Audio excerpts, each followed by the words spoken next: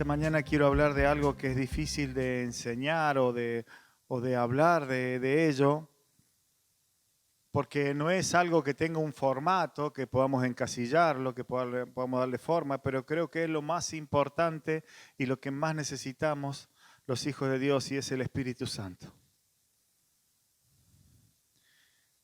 He leído algunos libros de Kathryn Kuhlman y hay uno que es una biografía,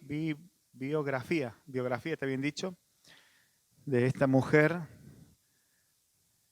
que Dios usó muchísimo en los años 70, 60, 70 creo, no sé si 80. Y cuando esta mujer se presentaba en algún auditorio, su ministerio, si lo tuviéramos que encuadrar así como quien pone que era pastora, era una evangelista, y yo me atrevo a decir que era una evangelista del Espíritu Santo. Y cuando ella se presentaba en varios de sus mensajes, siempre presentaba al Espíritu Santo como su amigo. Y ella decía en sus prédicas y enseñanzas que hacía por radio en aquellas épocas, que lo más importante era ser amigo del Espíritu Santo. Y en estos días el Señor me ha motivado a esto, y creo que es importante. El día miércoles estábamos aquí en la iglesia y el Señor nos hablaba, y digo la iglesia y como iglesia, y por eso lo comparto a aquellos que no estuvieron el día miércoles, porque cuando Dios le habla a la iglesia es como cuando Dios le habla al pueblo de Israel. No le habla a una persona o a un grupo de personas o a aquellos que estaban específicamente en un lugar. Le habla al cuerpo de Cristo, le habla a todos. Y la palabra que compartíamos, o el texto bíblico con el que el Señor nos comenzaba a hablar el día miércoles, está en el libro de Gálatas, y es cuando Pablo le habla a su iglesia, la iglesia que él había fundado ahí en Galacia. Y esta iglesia que ya había comenzado, que ya estaba funcionando, que ya tenía varios años. En una oportunidad en el escrito Pablo le dice: oh Gálatas insensatos. Le dice: oh muchachos, oh hermanos, oh chicos, ¿por qué perdieron la cordura? Y no le está hablando de la insensatez en lo natural, sino de lo espiritual. ¿Por qué perdieron el rumbo espiritual? Y le dice: ¿quién los fascinó? ¿Quién los embrujó? ¿Quién los conquistó nuevamente en otra cosa? Habiendo comenzado por el Espíritu, ahora van a acabar por la carne. Y más allá de todo lo que representa y lo que Pablo le está diciendo a una iglesia que él ve que está comenzando a llevarse por la carne, y no hablo por la carne como un pecado o una cosa, uno dice carne y enseguida se imagina todas las cosas feas que los hombres hacen por instinto animal o instinto carnal, sino le está diciendo en los pensamientos, porque está hablando de sensatez. Está diciendo: sean insensatos, vuelvan a ser guiados por el Espíritu.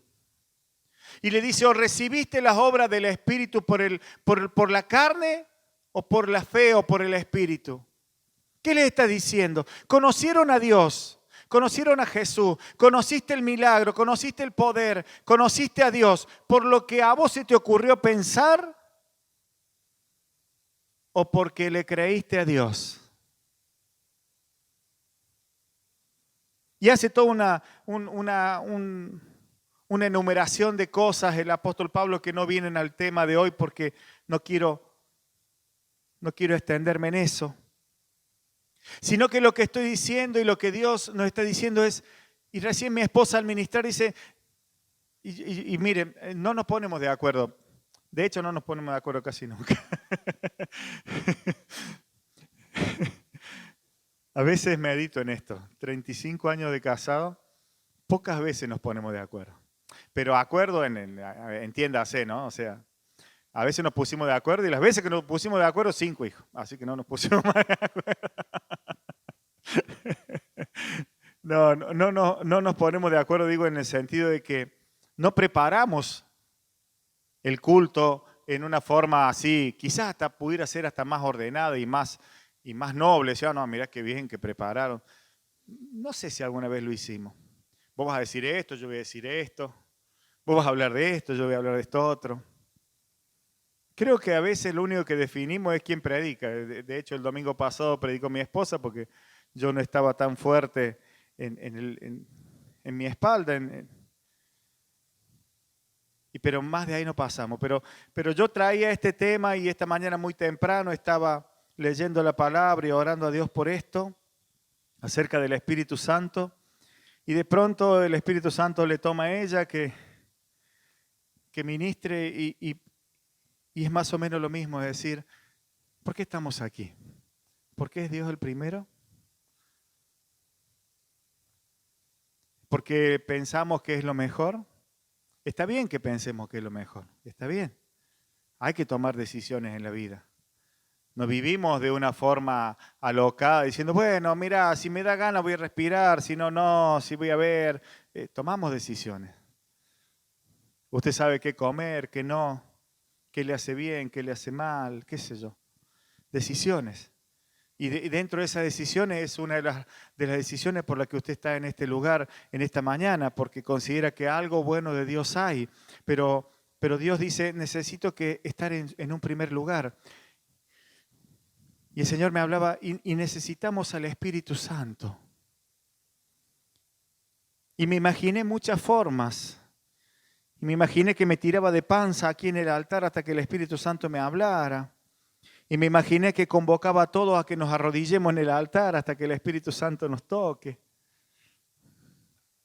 Y algunas de estas cosas que estoy diciendo las he vivido, no las estoy imaginando porque se me ocurrieron. Hemos tenido tiempo en que el Espíritu Santo se ha derramado y hemos terminado todos de rodillas. Pero la verdad, más allá de lo que Él pueda o quiera hacer, lo que necesitamos saber es que lo mejor que nos puede pasar es tener al Espíritu Santo. Y voy a tomar un texto muy simple, muy sencillo, en el libro de San Lucas, capítulo 11. Y Jesús en el capítulo 11, aquí al principio, está enseñando a orar. Y Lucas está escribiendo, y sabe que al principio de este libro de Lucas, este Lucas que creo que ha sido el más joven de los apóstoles, de los siervos de aquella generación, porque es Lucas el que escribe todo aquello que le fue dicho. Algunos dicen que el Evangelio de Lucas se lo dijo Pedro, o sea, vendría a ser lo que, por decirlo así, este debería ser el Evangelio del apóstol Pedro, pero fue Lucas el que lo escribió. Otros dicen que fue una recopilación de todo lo que había escuchado de los apóstoles, pero también fue Lucas el que escribió el libro de los Hechos y el que escribió o transcribió o envió, como usted lo quiera llamar, las cartas, las últimas cartas que Pablo envía a la iglesia. La historia dice que fue Lucas el que acompañó a Pablo en los últimos días de prisión en Roma hasta que él fue sacrificado y que él salió de Roma en libertad, digamos, o sea, no fue sacrificado y visitó la iglesia y llevó las cartas de Pablo. Si toma referencia de esto, verá que cuando Pablo le escribe la segunda carta a Timoteo, casi al final de esa carta, dice, yo ya estoy pronto para ser sacrificado. Y le da unas indicaciones de lo que debe hacer este discípulo Timoteo. En definitiva, al principio de este evangelio, en que Lucas lo escribe, dice, quiero decirte, oh excelentísimo Teófilo, las cosas que son y han sido ciertísimas, verdaderas. ¿Y por qué digo esto? Porque cuando él escribe esto que Jesús enseñó. Y Jesús está comenzando en este capítulo 11, en este orden que le ha dado el escritor, le enseña a orar a sus discípulos, a los que están con él. Y no voy a centrarme en ello, les enseña lo que normalmente o vulgarmente conocemos como el Padre Nuestro. Le enseña la oración de oro, la regla de oro, cómo orar, cómo hablar con él. Pero después que le enseña esto, va un poco más allá. Y acá es donde quiero que el Espíritu Santo pueda abrirnos el entendimiento y darnos un convencimiento espiritual de lo que nos hace bien. Y mire, y tomando parábolas y ejemplos, Jesús, después que le enseña esta oración, en el versículo 5, vamos a comenzar a leer, dice así, les dijo también, ¿quién de vosotros que tenga un amigo va a él a medianoche y le dice, amigo, préstame 3 panes? Porque un amigo mío ha venido a mí de viaje y no tengo que ponerle delante. Y aquel respondiendo desde adentro le dice, no me molestes, la puerta ya está cerrada. Y mis niños están conmigo en cama, no puedo levantarme y dártelos. Y esta pregunta que le hace Jesús la responde él mismo y dice, os digo que aunque no se levante a dárselo por ser su amigo, sin embargo por su importunidad se levantará y le dará todo lo que necesite. Y antes de seguir leyendo, quiero hacer ver lo que Jesús está tratando de decirle a sus discípulos, a los que están con él. Les enseñó a orar. Saben que algunos, yo he sido católico practicante. Y entre las prácticas del catolicismo, la oración o el rezo, como se dice en el catolicismo, se agarra de este texto, en parte, la teoría o como diríamos, la teología que toman aquellos que han sido católicos alguna vez han rezado un rosario, ¿verdad? ¿Cuánto Padre Nuestro? ¿Cuántas Ave María? No sé cuántas debe decir. ¿Cuántos? No, está bien, Vivi, está bien. Yo sé que fuiste a colegio católico y aprobaste. ¿Y cuántos Padre Nuestro rezás? Yo me acuerdo, bueno, yo que encima era el monaguillo y sabandija, entonces me confesaba, el cura, no sé, los Padre Nuestros que me he hecho rezar. Y repetí. Pero lo que Jesús está diciendo es que en esa repetición inoportuna quizás de la oración, porque les acaba de enseñar a orar. ¿Entienden lo que está diciendo? Le está diciendo, ustedes tienen que decir esto. A ver, no te sale ninguna palabra, pastor, yo no sé orar. Entonces yo, si estuviéramos hablando, imagínense, estoy con la hermanita Pepa. No hay ninguna Pepa acá, ¿no? Estoy con la hermanita Pepa y me dice la hermanita, pastor, yo no sé orar. Entonces yo, como pastor, le diría, ¿usted ha ido a la iglesia católica? Y la hermanita Pepa dice, sí, hice la comunión, pastor. ¿Y le enseñaron el Padre Nuestro? Sí, bueno, reza el Padre Nuestro entonces. Ya sabe orar. Porque le enseñó Jesús. O sea, entonces la hermanita abre los ojos grandes y diría, pero pastor, no era eso de lo... No es ni de ello, ni de esto, ni de aquello. Esto es lo que enseñó Jesús. O sea, Jesús te está diciendo, ¿vos no sabés orar? Claro que podríamos ir un poco más profundo. Y aquellos que hemos tenido vigilias de oración y tiempos de clamor y que sabemos lo que es sanar la tierra y aquellos que saben lo que es ir y libertar a un endemoniado, saben que no lo va a liberar con un Padre Nuestro. Si vamos a la práctica, ¿cierto? Sabe que si usted tiene una terrible enfermedad y el Espíritu Santo le lleva a clamar por esa enfermedad, no lo va a hacer con un Padre Nuestro, en un sentido así sonso. Pero Jesús le está dando la herramienta, le está diciendo, miren, esta es la herramienta. Así deben pedirle al Padre. Pero después le da el ejemplo sarcástico. Dice, miren, hasta inoportunamente hay que pedirle. Hasta repetitivamente hay que pedirle. Y no hay que dejar de pedirle nunca. Y la palabra quizás no sea pedirle, sino de orar. Sí, pero yo no sé decir otra cosa. Y decía el Padre Nuestro. Pero va a llegar un momento en que esta impertinencia delante de Dios producirá el mismo efecto que la impertinencia de este que fue y le golpeó la puerta a alguien de noche. Nunca le pasó eso con un vecino. Gracias a Dios yo no tengo muchos vecinos, entonces no me pasa eso.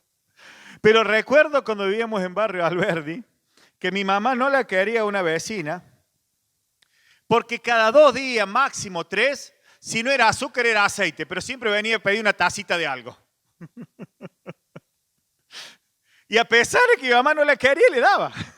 Porque dice, ¿cómo? Ay, no me puede convidar que después. Por ahí te devolvía, no es que no, pero era esa cuestión de venir a pedir algo siempre.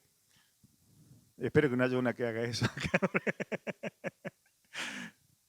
Pero Jesús le está diciendo, aunque se háganlo así. Jesús le está diciendo, y creo que este es el secreto, ¿no? No razonen. ¿Sabes? Yo tenía una persona que trabajaba conmigo.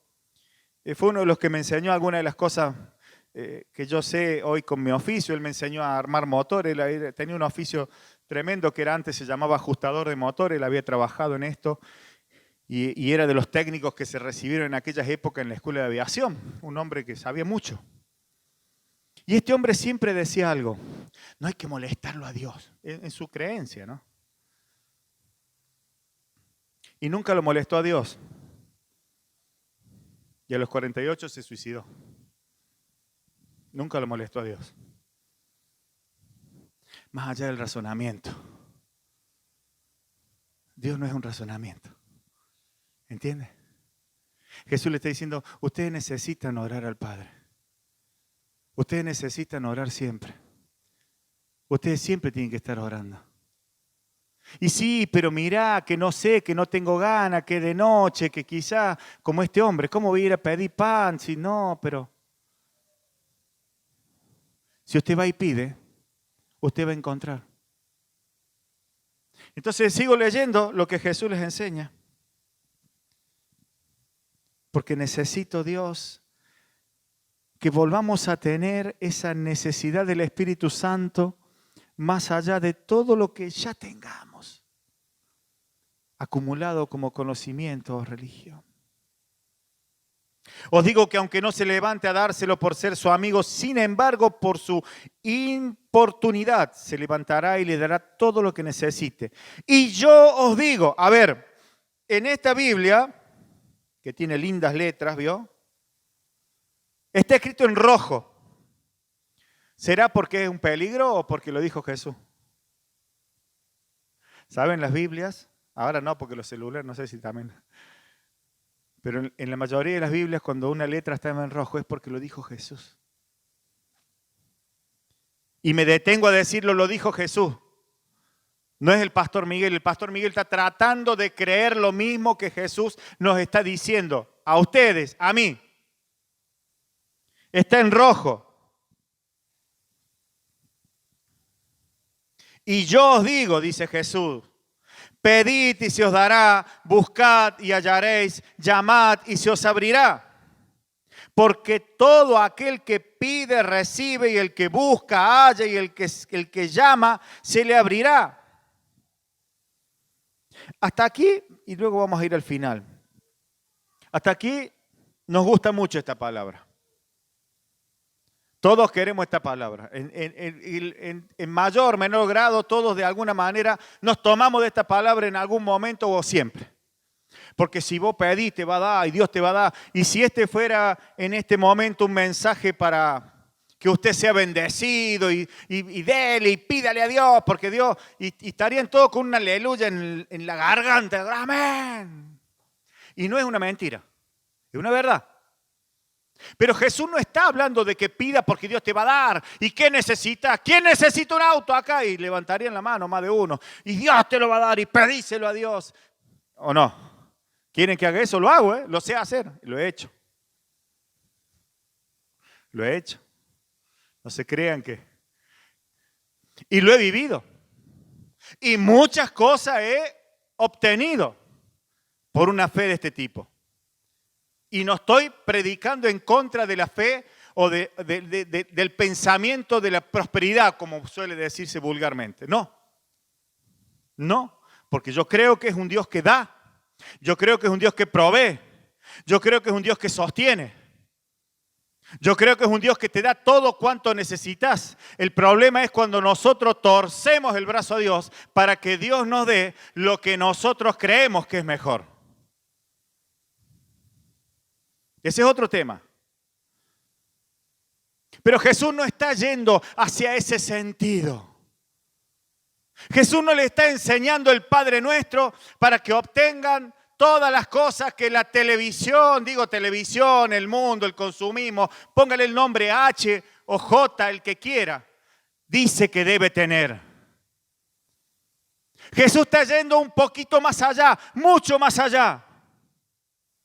Jesús quiere que sus hijos, que esos apóstoles que después dieron prueba de esto, tengan lo más importante. Lo que le va, por decirlo así, a resolver todos los problemas. Y busquen y pidan y golpeen que van a encontrar y van a hallar y va todo. Porque Jesús dice, yo lo digo. Y el verso 11 dice, ¿qué padre de vosotros, si su hijo le pide pan, le dará una piedra? O si pescado en lugar de pescado, le dará una serpiente. O si le pide un huevo, le dará un escorpión. Pues, si vosotros siendo malos sabéis dar buenas dádivas a vuestros hijos, ¿cuánto más vuestro Padre Celestial dará el Espíritu Santo a los que se lo pidan? ¿Sabe? Cuando yo me convertí, en aquellos años me tocó, hicieron un sorteo en el cielo y dijeron hay que convertirlo a este joven Miguel y a su esposa. Y en ese sorteo salí para la Pentecostal. Estaban bautistas, no me tocó bautista, ni hermano Lee, me tocó Pentecostal. Y en esa época que yo me convertí, los pentecostales, había un énfasis muy fuerte, quizás exagerado. Digo quizás, con los años uno entendió a lo mejor, no sé. O quizás pasamos a ser gálatas insensatos, pentecostales insensatos, dejamos de ser sensatos en Dios y pasamos a ser sensatos en la carne. Pero en aquel momento había algo que era fundamental. Una vez que vos te convertías, o sea, convertías, entendamos, comenzaste a ir a la iglesia, te sentaste más de 3 veces en una iglesia, un día domingo, y si te sentaste en el mismo lugar, quiere decir que te gustó.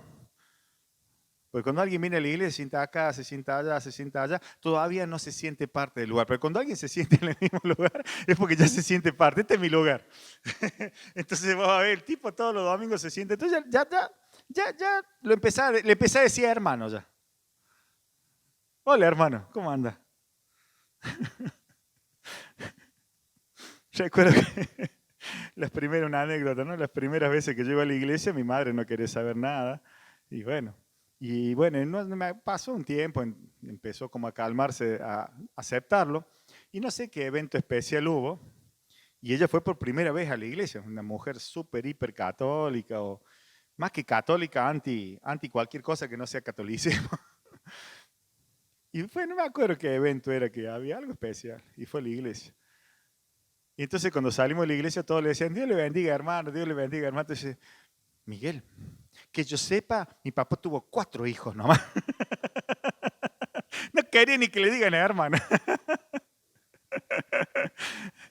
Y bueno, y en esa época, ¿vio? Usted una vez que ya se empezaba a convertir y ya venía a la iglesia, y antes que se bautizara, me escuche bien esto, antes que se bautizara, empezaban a decirle, ¿recibiste el Espíritu Santo?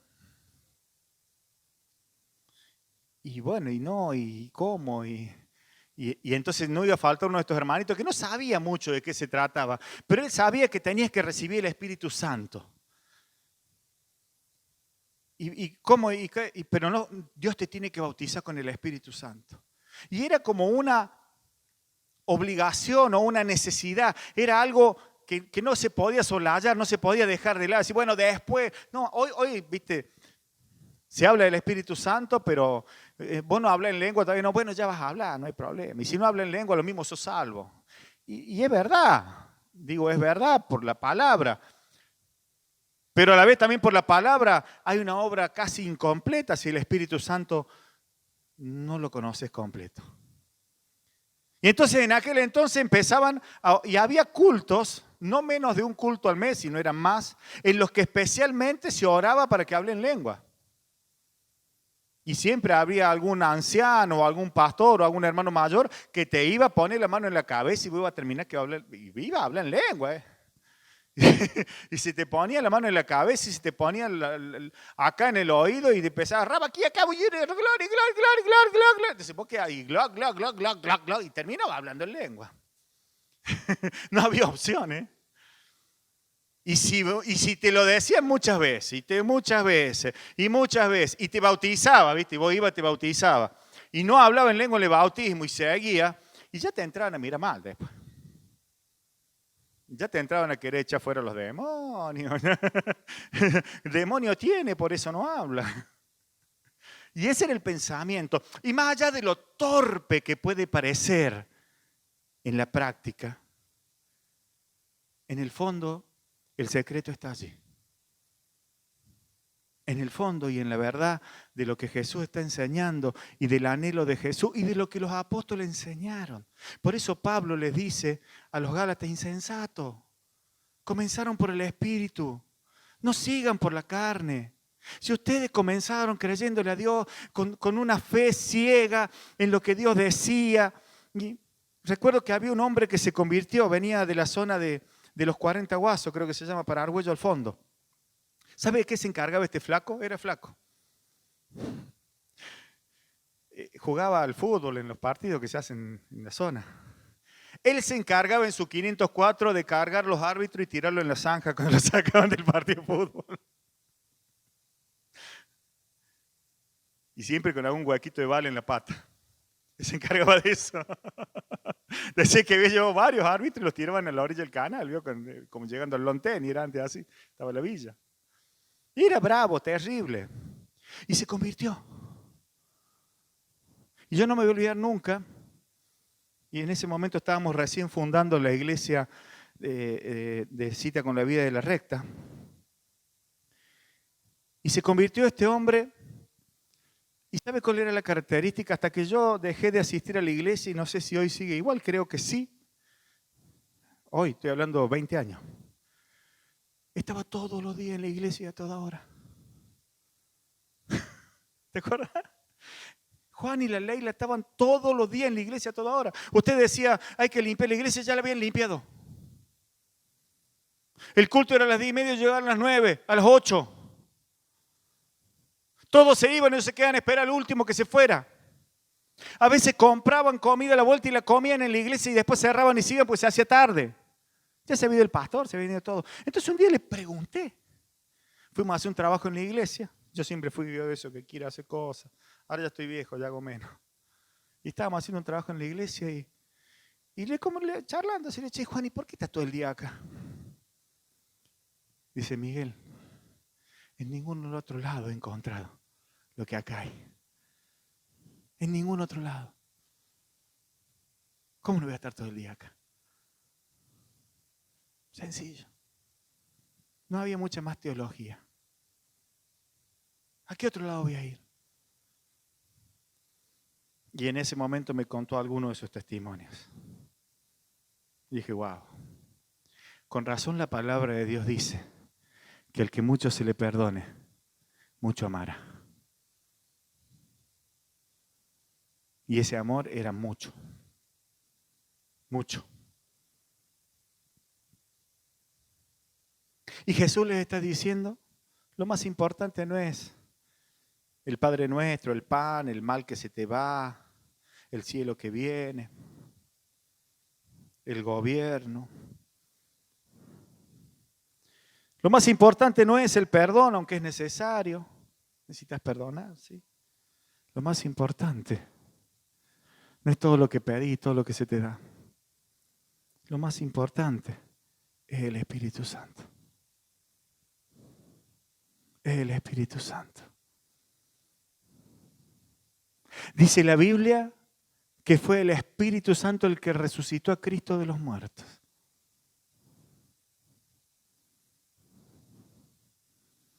Cuando Pedro, el Espíritu lo lleva a predicar en la casa de Cornelio, y cuando él les expone todo lo que había acontecido y les habla acerca de Jesús y les predica de Jesús, le dice: Jesús Nazareno, y le da todo el detalle de lo que había acontecido, vamos a decir, le habla la historia de Jesús, el misterio de la cruz que predicó Cristo, que predicó Pedro desde el primer discurso, y era, mire, Pedro no predicaba mucho más que eso. Algunos estudiosos dicen que Pedro lo único que predicaba era el discurso de la cruz. Me invitaba a predicar al apóstol Pedro, ¿de qué te hablaba? De la cruz de Cristo. Y te decía cómo Jesús Nazareno, bla, bla, bla, nació de María. Y alguna vez se le metía a María, otra vez se metía a los Reyes Magos, pero siempre terminaba en la cruz. Y en el misterio de la cruz, y Dios le ha hecho Señor y Rey. Y cuando él dice esto, en la casa de Cornelio y de mala gana, los que saben la historia, porque dijo, ¿cómo voy a estar predicándole yo a estos incircuncisos, hijos del diablo? El Espíritu Santo se derramó sobre todo ello. Cuando Pedro sale del día de Pentecostés y empieza el gran discurso, el Espíritu Santo se derrama sobre ellos. Cuando Pedro y Juan entran en el templo y estaba el paralítico, el tirado en el suelo, el Espíritu Santo lo pone en pie. Presencia de Dios. Querido, necesitamos el Espíritu Santo. Yo no sé si para que el Espíritu Santo llene nuestro corazón, tenemos que estar de rodillas, parado. Volviendo a la historia de los pentecostales de mi comienzo, a mí cada vez que me podía agarrar alguno de los viejitos, de los que tenían más tiempo en la iglesia, incluyendo mi primer pastor, me decían, vos tenés que hablar en lengua, vos tenés que hablar en lengua. ¿Saben qué fue lo más hermoso que me pasó a mí? Fueron dos cosas. Me convierto porque el Espíritu Santo me toca. Yo cuando me convertí iba a la iglesia porque me parecía interesante lo que decían. Con mi antigua vida católica o con mi conocimiento del catolicismo, cuando el pastor predicaba con un libro abierto que era la Biblia y le explicaba así como lo estoy explicando yo, a mí me parecía muy razonable, muy lógico. Decía, qué bien, porque el cura tiene un misal que yo me lo sabía de memoria. Yo sabía lo que iba a decir y cómo lo iba a decir, todo porque era de memoria. Entonces, esto era diferente porque entonces eso me cautivó el entendimiento y hasta ahí estaba todo bien. Después las canciones me parecían bonitas, alegres. Eran canciones lindas. En cambio, la guitarra de la iglesia católica, cuando la tocaban, era aburrido. Hasta ahí va todo bien. Después, por otro lado, le hacía bien a mi familia porque con mi esposa andábamos mal, entonces ella cuando venía a la iglesia andaba mejor y yo decía que ella andaba mejor. En realidad creo que era el Espíritu Santo que me cambiaba más a mí que a ella. Pero decía, no, voy porque a la loca le hace bien y no me jode. Y es una broma, pero era lo que pensaba, pero en realidad hoy puedo decir con certeza era Dios que me estaba... Y hasta ahí iba todo bien. Pero hubo un domingo en que yo fui porque era necesario, porque así manteníamos un estándar de vida que era mejorcito que el que teníamos antes de las piñas. Y yo estaba sentado en esa silla y encima me había hecho un grupito de amigos, ¿vio? Porque éramos varios jóvenes de la misma edad, 20 y pico de años. Y el Espíritu Santo me tocó. Hasta el día de hoy no puedo explicar cómo fue eso. O sea, no tengo una explicación de cómo se logra. Solo sé que Él me tocó y empecé a tiritar y lloré como jamás había llorado en mi vida. Hasta ese día yo jamás había llorado. Mejor dicho, había llorado un par de veces cuando esta me quería dejar y yo lloraba. Era de eso yo. Lloraba, en serio. Pero ese día el llanto fue distinto. Porque ese día fue un llanto que no sé, me hizo un tratamiento de foliación. Y no tengo explicación, y tirité como si hubiera tenido 40 grados de fiebre y todas las gripes juntas con el COVID. Tiritaba, vio cuando los dientes le hacen tiritaba la silla. Mi suegra, que era inconversa y venía a la iglesia igual que yo, venía solamente porque íbamos a la casa del hijo, que era el pastor, estaba atrás mío y me decía, ¿querés una aspirina? Me decía. Y yo tiritaba, la silla se movía, me agarraba la silla y se movía la silla. No sé cuánto tiempo estuve así, creo que 10 minutos, 20. El pastor estaba predicando, ni me acuerdo de qué predicó. Pero el Espíritu Santo me tocó. Y ese día cambió mi vida. Y ese día tuve lo único que, que es lo mejor, no sé cómo explicarlo. A veces suelo expresarlo, ese día me drogué con la droga más potente, esa que vos te inyectas en las venas y no podés dejar nunca más de drogarte. Y como consecuencia, si tenés el Espíritu Santo, vas a tener el bautismo o el don de lenguas, como le quieras llamar. Pero necesitamos el Espíritu Santo.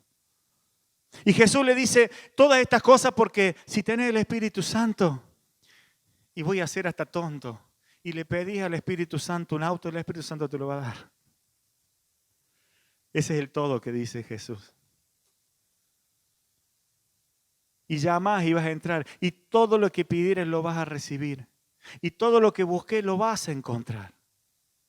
Porque cuando tenés el Espíritu Santo tenés todo. Sin el Espíritu Santo, con suerte, solo bonitos cultos. Y con un poquito más de suerte, algunos milagros. Algunos milagros. Por ahí la espalda se te crack y se acomoda. Por ahí el dolor X se va. Por ahí la enfermedad que te estaba dejando ya casi full fight se va. Y tenés más chance. ¿Eh? Esas cosas pueden pasar. Ahora, nadie se entusiasme con eso. Porque como suelo decir en forma bruta, si se quiere, ninguno de los que está sentado aquí es la mujer que tocó el borde del manto de Jesús. Ya se murió. Pero el día que tocó el borde del manto de Jesús, ese milagro le habilitó la entrada al reino de los cielos y seguramente fue llena del Espíritu Santo. Y un día murió, qué sé yo de qué. No fue inmortal. Nadie va a ser inmortal porque Dios le sane una enfermedad o le haga pasar un mal tiempo o le resuelve un problema económico. Dios lo hace. O necesita un auto y se lo dé, o una casa y se la dé. Los que conocen mi historia, les conté un montón de veces la historia. Necesité una trafi, Dios me la dio. Necesité una casa más grande, Dios me la dio. Todo lo que necesité, Dios me lo dio. Pero el secreto no estaba allí solamente en lo que Dios te da. El secreto está en que tengas el Espíritu Santo. Jesús.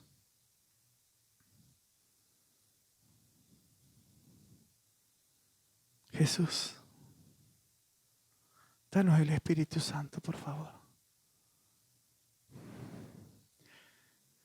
Verdaderamente, cómo orar, no sé. De hecho, Pablo le dice a los romanos, ¿cómo hemos de pedir? No lo sabemos. Pero el Espíritu Santo nos enseñará y nos guiará.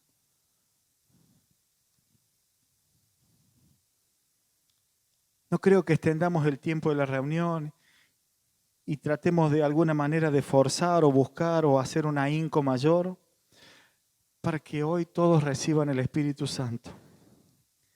Quizás ya me he vuelto un tanto insensato, a lo mejor antes era más loquito de la fe y lo hacía, no sé. Pero sé que lo necesitamos.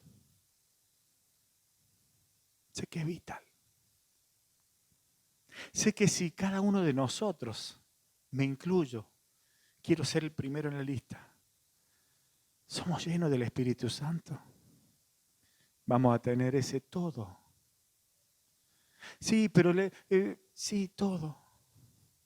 Pero todo. Y también sé que no hay una fórmula. Si yo la tuviera o la encontrara en esta palabra, se la daría. No hay una fórmula. En todo caso, la fórmula se define en una sola palabra. Sinceridad delante de Dios. Ser sincero delante de Dios. Y ser tan sincero como para tener, quizá la palabra que me sale es muy de mecánico y no la puedo decir, pero tener lo que hay que tener para decirle, yo necesito Espíritu Santo, que vos me toques, que vos me llenes. Que no necesite ser un pibe careta Y no para que nadie, acuérdense que si yo le digo a alguien, pibe careta, soy el primero. Esta mañana me puse esta ropa. ¿Vio qué fachero que estoy? Los que me ven todos los días saben que no me he visto así. Yo ando tarrito de grasa todo el día. Mis vaqueros siempre están sucios las rodillas, porque como no me puedo agachar, me arrodillo. Mis manos siempre están con grasa, ahora como he estado un poco parado no lo tengo. Y acá siempre hay manchas de grasa. Esa es mi ropa. Y esta mañana cuando me vestía, decía, bueno, me estoy poniendo el uniforme. Y me lo decía a mí mismo en broma. Y le decía a mi esposa, ya me disfracé, estoy listo, me puse el saco ese. Y todo eso es broma y nos arreglamos para venir a la iglesia, y eso está bien. Va más allá de la ropa. Pero que podamos tener el Espíritu Santo. Ese es el secreto. Espero que tú me hayas usado, mi amado Dios, para que esta palabra provoque el fruto por el cual es echada. Así como en aquellos tiempos Pedro exponía el sacrificio de Cristo, porque era lo más hermoso que él había vivido y conocido y palpado, y en ello se gloriaba y en ello manifestaba. Y eso traía como consecuencia que todos fueran llenos del Espíritu Santo. Así, Señor, con ese denuedo te ruego, Dios, que tu Espíritu Santo llene cada corazón, cada corazón. Pero no solamente hoy como una emoción hermosa en estos minutos de iglesia, sino mañana, pasado y cada momento y en cada instante de la vida y en la soledad al que está solo y en la necesidad al que está necesitando y en la incredulidad de aquel que todavía no sabe cómo creer. Tu Espíritu Santo los llenes, los toques y nos permitas hacer tu obra conforme tú quieres. Gracias, Señor. Una vez más, te necesitamos, Espíritu Santo. Mucho, mucho.